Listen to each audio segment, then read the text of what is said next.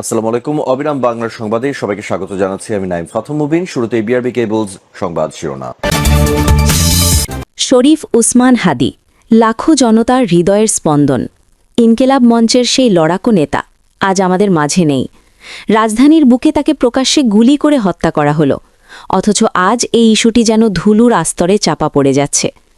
উসমান হাদি যখন জীবন দিলেন তখন আমরা ভেবেছিলাম বিচার হবে দ্রুততম সময়, কিন্তু হায় আফসোস, আজ দেশের সমস্ত মিডিয়া, ক্যামেরা আর সংবাদপত্রের ফোকাস ঘুরে গেছে অন্যদিকে। তারেক রহমানের প্রত্যাবর্তন নিয়ে যখন তখন মিডিয়া মাতামাতি করছে। তারেক রহমান কোথায় যাচ্ছে, কি করছে, এমনকি তার বিড়াল কি করছে তা নিয়ে যখন ব্রেকিং নিউজ হচ্ছে, তখন একটি জ্বলন্ত প্রশ্ন আমরা এড়িয়ে যাচ্ছি। উসমান হাদির খুনিদের কেন গ্রেপ্তার করা হচ্ছে না? কেন হঠাৎ থমকে গেল এই চাঞ্চল্যকর হত্যার মামলার তদন্ত? আজ আমরা সেই ধামাচাপা দেওয়া সত্যগুলো তুলে ধরার চেষ্টা করব ইনশাল্লাহ। প্রিয় দর্শক, আপনারা যারা মনে করেন শহীদ উসমান হাদির মৃত্যুর সঠিক তদন্তের মাধ্যমে দোষীদের সর্বোচ্চ শাস্তি মৃত্যুদণ্ড কার্যকর করা উচিত, তারা কমেন্ট বক্সে লিখুন, হাদি হত্যার বিচার চাই। এতক্ষণই শুনছিলেন সংবাদ শিরোনাম, এবার বিস্তারিত।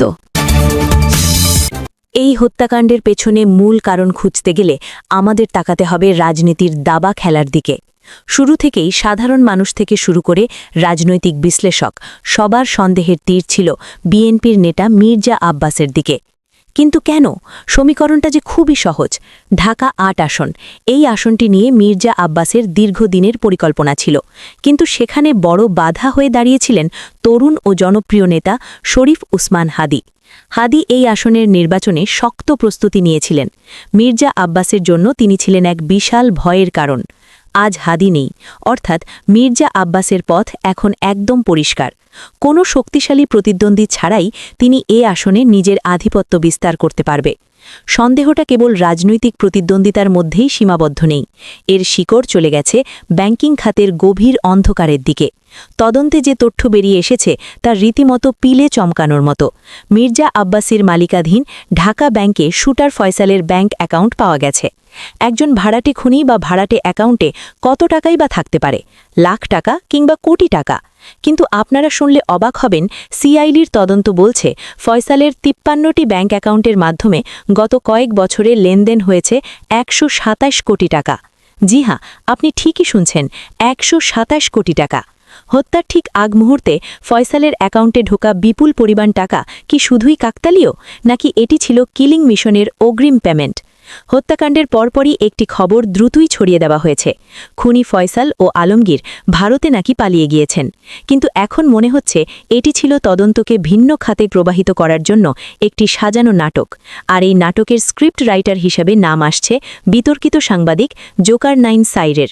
তিনি প্রথম চাউর করেছিলেন যে খুনিরা ভারতে পালিয়ে গেছেন, কিন্তু আদতে ভারতে পালিয়ে যাওয়ার কোনো সুনির্দিষ্ট তথ্য সরকারের কাছে এখনও পৌঁছায়নি। অনেকেই মনে করছেন খুনিরা ভারতে পালিয়েছে, এই গুজবটি ছড়িয়ে মূলত দেশের ভেতরেই খুনিদের নিরাপদে লুকিয়ে রাখার ব্যবস্থা করা হয়েছে, যাতে জনগণের ক্ষোভ কিছুটা প্রশমিত হয় এবং আসল মাস্টারমাইন্ড পর্দার আড়ালেই থাকতে পারে। যদিও পুলিশের একটি অংশ দাবি করছে ঘটনার রাতে খুনিরা ময়মনসিংহের হালুয়াঘাট সীমান্ত দিয়ে ভারতে পালিয়ে গেছে, আর এই কাজে সহায়তা করেছে ঢাকা মহানগর উত্তর যুবলীগের নেতা তাইজুল ইসলাম চৌধুরী বাপ্পি ও তার ভগ্নিপতি আমিনুল ইসলাম। স্থানীয় দালাল ফিলিপ নালের মাধ্যমে ৫,০০০ টাকার বিনিময়ে সীমান্ত পার করার গল্প শোনা যাচ্ছে। আমিনুলকে গ্রেফতারও করা হয়েছে।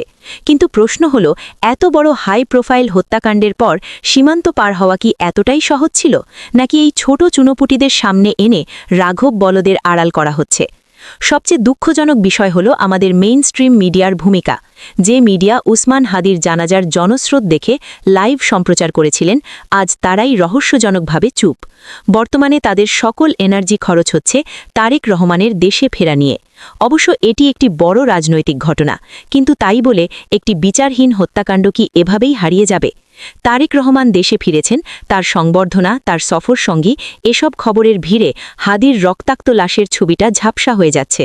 মনে হচ্ছে কোনো এক অদৃশ্য সুতার টানে মিডিয়াগুলো তাদের এজেন্ডা ঠিক করেছে, যেখানে হাদির নাম উচ্চারণ করাও হয়তো এখন তাদের জন্য অস্বস্তিকর হয়ে দাঁড়িয়েছে। সরকারের ভূমিকা নিয়েও প্রশ্ন তোলার যথেষ্ট কারণ আছে। এত বড় ঘটনার পর যেখানে ইন্টারপোলের মাধ্যমে রেড নোটিশ জারি করার কথা, ভারত সরকারের সাথে উচ্চ পর্যায়ের যোগাযোগ করার কথা, সেখানে প্রশাসন এক নীরব দর্শকের ভূমিকা পালন করছে। কেবল কয়েকজন সহযোগীকে গ্রেফতার করেই কি তারা দায় সারতে চাইছে? সিআইডি এত বড় মানি লন্ডারিংয়ের প্রমাণ পাওয়ার পরেও কেন সেই অর্থের উৎসের বা রাঘব বলদের কলার ধরছে না? এই নীরবতা কি এটাই প্রমাণ করছে যে প্রশাসনের ভেতরেও ঘাপটি মেরে বসে আছে সেই অবশক্তি যারা চায় না আসল সত্যটা সামনে আসুক?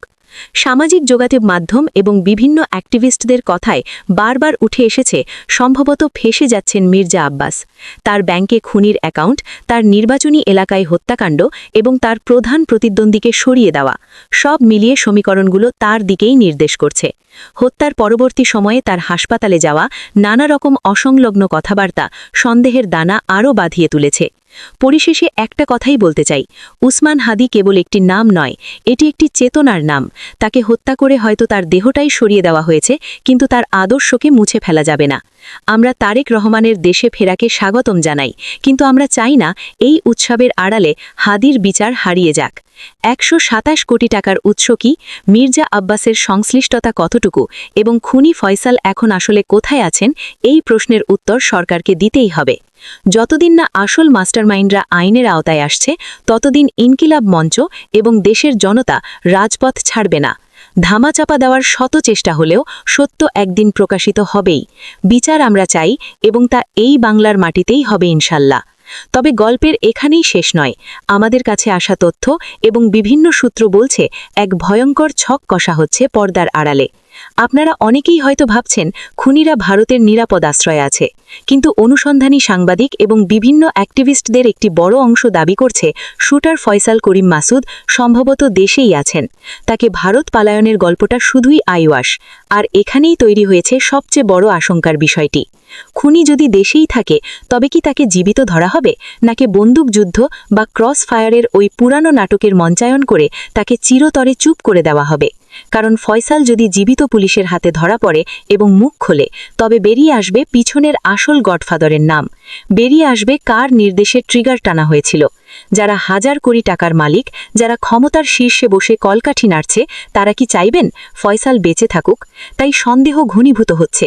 তদন্তের ধীর গতি কি আসলে ফয়সালকে সরিয়ে দেওয়া বা গায়েব করে দেওয়ার সময় মাত্র? চেকগুলো তদন্ত করলেই সব বেরিয়ে আসবে, কিন্তু সেই চেকের কার স্বাক্ষর ছিল তা নিয়ে কেন এত গোপনীয়তা? স্বাক্ষরগুলো কি মির্জা আব্বাসের নিজের, নাকি তার বিশ্বস্ত সহচরের, নাকি ব্যাংকের ভেতরে থেকেই কোনো প্রভাবশালী মহল এই লেনদেনের বৈধতা দিয়েছে? অ্যাক্টিভিস্টরা বলছেন শস্যের মধ্যেই ভূত লুকিয়ে আছে। ব্যাংকের অভ্যন্তরীণ সহায়তা ছাড়া এত বড় মানি লন্ডারিং এবং জঙ্গি স্টাইলের ফান্ডের যোগান দেওয়া প্রায় অসম্ভব। অথচ দেখুন, আজ পর্যন্ত ব্যাংকের কোনো শীর্ষ কর্মকর্তাকে জিজ্ঞাসাবাদের আওতায় আনা হচ্ছে না। প্রিয় দর্শক, এ বিষয়ে আপনার একান্ত ব্যক্তিগত মতামত আপনি চাইলে কমেন্ট করে আমাদের জানিয়ে দিতে পারেন। দেখা হচ্ছে পরবর্তী ভিডিওতে। সে পর্যন্ত ভালো থাকবেন। ধন্যবাদ সবাইকে।